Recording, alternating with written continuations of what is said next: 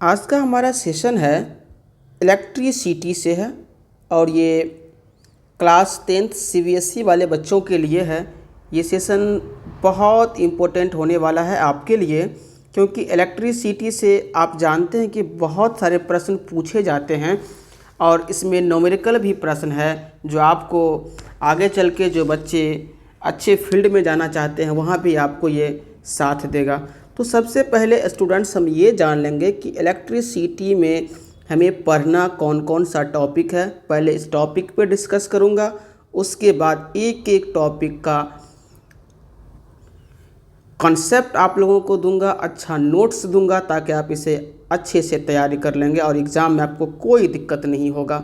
साथ ही साथ अगर आप मेरे इस चैनल पर पहली बार विजिट कर रहे हैं तो आपसे एक रिक्वेस्ट है कि चैनल को सब्सक्राइब करके बेल आइकन को दबाने के बाद दोस्तों में शेयर ज़रूर कर देंगे। अब हम चलते हैं कि हमें इलेक्ट्रिसिटी में जो टॉपिक हमें पढ़नी है उन सारे टॉपिकों का मैं आप लोगों को नाम बता दे रहा हूँ। उसके बाद एक एक करके उस टॉपिक का मैं आपके साथ डिस्कस करके अच्छा सा कॉन्सेप्ट दूंगा। तो इलेक्ट्रिसिटी में सबसे पहले जो हमें पढ़ना है वो पढ़ना क्या है, इलेक्ट्रिक करंट एंड सर्किट। बहुत सारे बच्चे जानते होंगे कि सर्किट डायग्राम क्या होता है और आपने प्रीवियस प्रश्न उठा करके देखा होगा तो सर्किट डायग्राम बनाने के लिए प्रश्न पूछा जाता ही है और हर साल पूछा जाता है। उसके बाद है इलेक्ट्रिक चार्ज। इलेक्ट्रिक चार्ज से भी आपका प्रश्न रहेगा ही रहेगा, नहीं रहने की कोई सवाल नहीं है। आगे हमें जो पढ़नी है electric potential and potential difference, ये भी बहुत अच्छा टॉपिक होगा, आप लोगों को बहुत आनंद आने वाला है। उसके बाद हमारा होगा सर्किट डायग्राम, यानी 30 नंबर पे जो मैं आप लोगों को पढ़ाऊंगा वो हमारा क्या होगा, सर्किट डायग्राम, यानी सर्किट डायग्राम आप कैसे बनाएंगे। फर्स्ट में आप लोगों को मैं सर्किट पढ़ाऊंगा कि सर्किट क्या है, किसे कहते हैं, लेकिन वही हमारा थर्ड में जो हमें पढ़ना है सर्किट डायग्राम बनाना है। तो आप लोग आसानी से इसे सीख जाएंगे कि सर्किट डायग्राम कैसे बनाया जाता है और बहुत ही आसान हो जाएगा आपके लिए। उसके बाद हमें पढ़ना है ओम्स लॉ। आप लोग जानते हैं ओम्स लॉ कितना इम्पोर्टेंट है, आप 11th में भी पढ़ेंगे, 12th में भी पढ़ेंगे, अभी 10th में है तो 10th में भी पढ़ेंगे। ओम्स लॉ आपका साथ नहीं छोड़ने वाला है और इससे बहुत सारे न्यूमेरिकल बन जाते हैं और आपको आसानी हो जाएगा। इस वीडियो को देखने के बाद आप इजीली से ओम्स लॉ सॉल्व कर लेंगे, उससे संबंधित प्रश्न को आसानी से बना लेंगे। उसके बाद जो हमारा टॉपिक है वह है factors on which the resistance of a conductor depends. इससे भी प्रश्न पूछे जाते हैं, ये भी अच्छा टॉपिक है।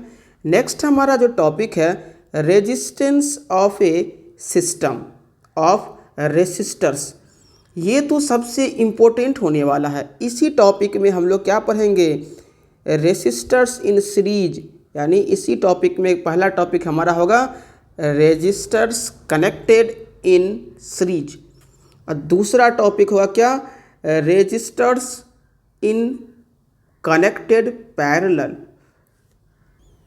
यानी सीरीज भी पढ़ेंगे और पैरेलल पढ़ेंगे और ये दोनों टॉपिक कितना इम्पोर्टेंट है आपके लिए आप तो जानते ही होंगे। इस पे कितने सारे न्यूमेरिकल, पैरेलल और सीरीज से तो हर साल एक दो न्यूमेरिकल आ ही जाता है और एक न्यूमेरिकल आपको इलेक्ट्रिसिटी से 6 मार्क्स में रहेगा ही रहेगा। तो इस सेशन को आप लोग पूरा ज़रूर देखेंगे जिससे आपका कोई भी प्रश्न नहीं छूटने वाला है। उसके बाद जो हमारा टॉपिक होगा वो होगा heating effect of electric current. आपको अगर प्रीवियस प्रश्न पत्र मिला होगा तो आप उसमें देखिएगा कि heating effect of electric current से भी न्यूमेरिकल पूछा जाता है। तो ईजिली आप इस वीडियो के बाद अगर इस सेशन को पूरा देख लेते हैं तो आपसे आसानी से बन जाएगा। और लास्ट टॉपिक हमारा क्या होगा, इलेक्ट्रिक पावर, ये भी बहुत अच्छा है। तो ये आपका सिलेबस है,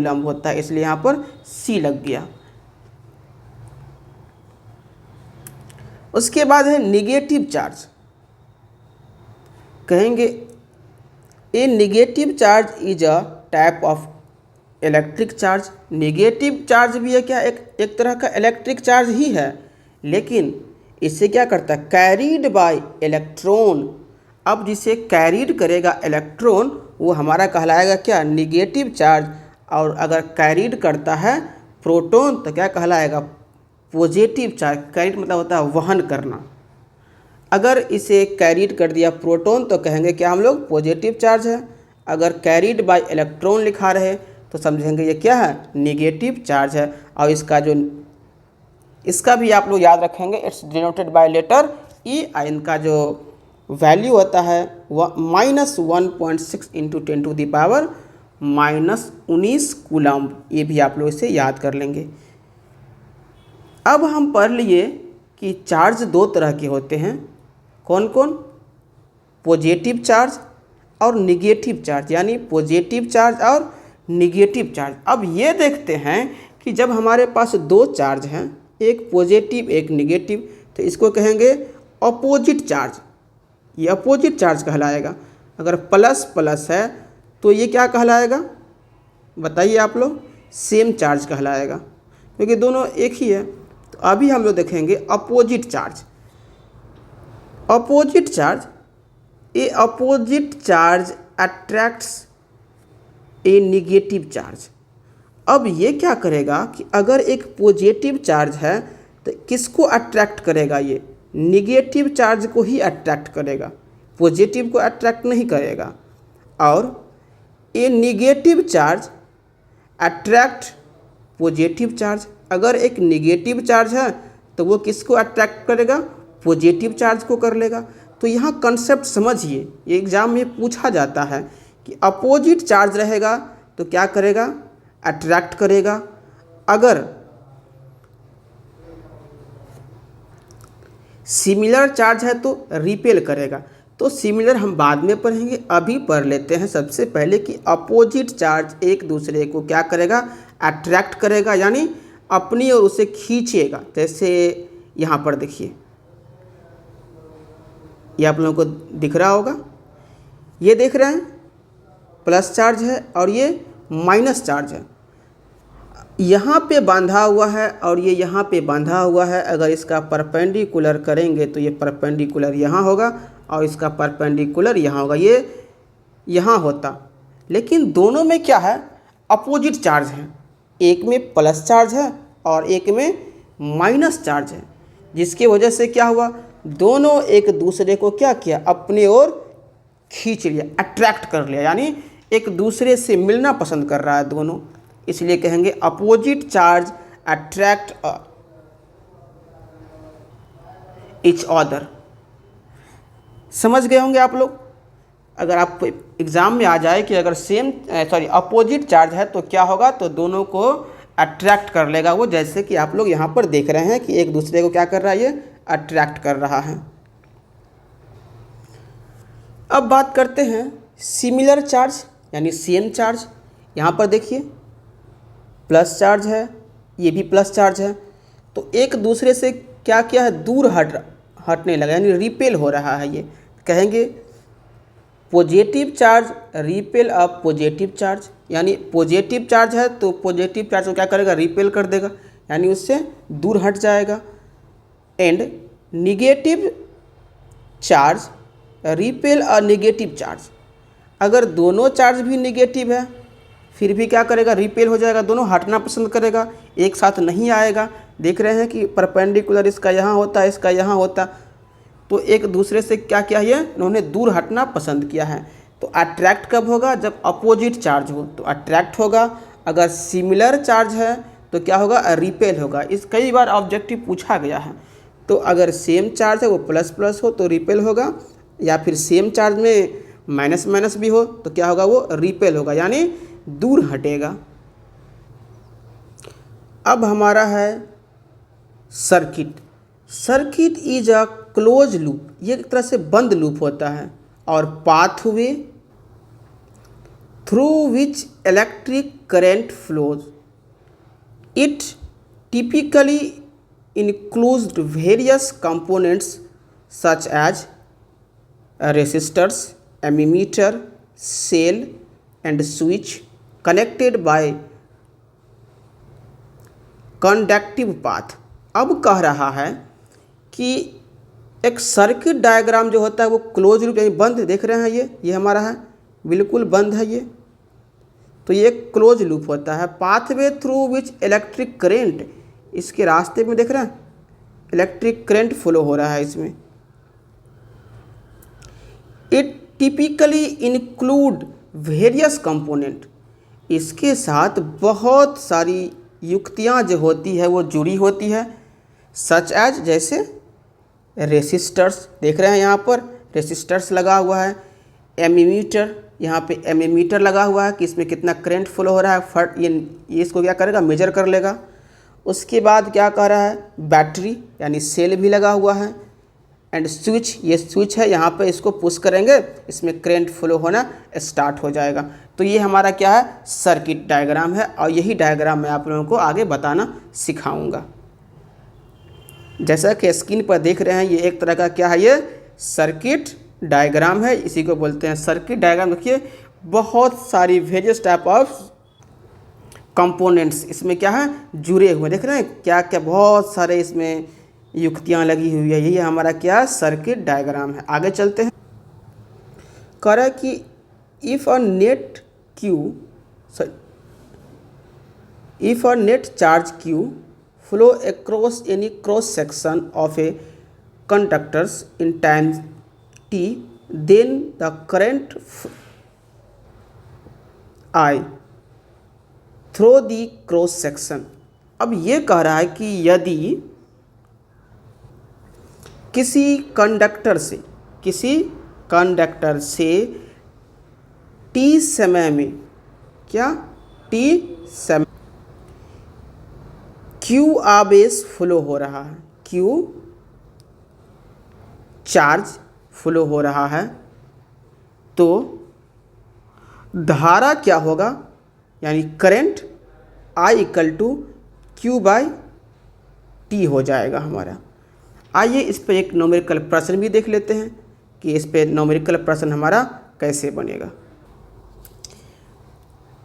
प्रश्न कह रहा है कि एक current of 0.5 ampere drawn by filament of an electric bulb, एक इलेक्ट्रिक बल्ब का जो फिलामेंट होता है उसके द्वारा फॉर 10 मिनट्स, यानी एक इलेक्ट्रिक बल्ब का जो फिलामेंट है के द्वारा 10 मिनट तक क्या होता है, 0.5 एम्पियर करंट क्या हो रहा है, उससे होकर के गुजर रहा है, जा रहा है।